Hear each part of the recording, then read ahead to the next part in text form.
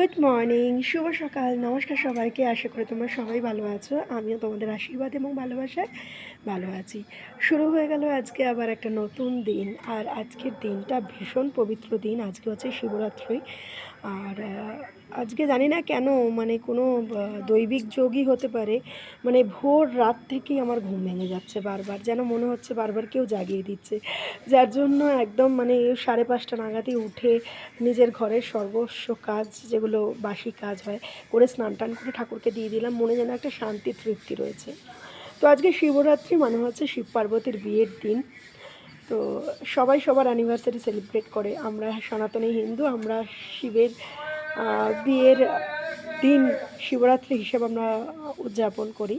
তো একটা জিনিস বলে রাখি, অনেকের এই ধারণা আছে যে শিব ভাং গাঁজা খায়।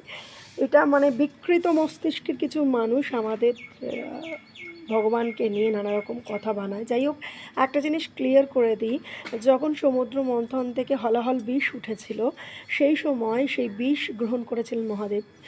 তো সেই সময় তার শরীরের জ্বালা মেটানোর জন্য ভাং, গাঁজা যেটাকে বলে থাকো, সেটাকে জলের সাথে মিশিয়ে বা তার শরীর ঠান্ডা করে তাকে স্নান করানো হয়েছিল।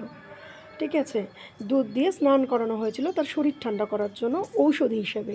তো এটা সে কখনোই নেশা হিসেবে সেবন করেনি।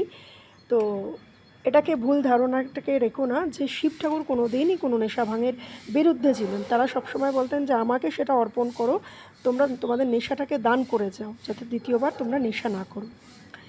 তো সবাই বলো হর হর মহাদেব। আজকে শিবরাত্রি তোমাদের খুব ভালো কাটুক, আর ভুল ধারণাগুলো মেটাও। ভালো থেকো, ভালো রেখো।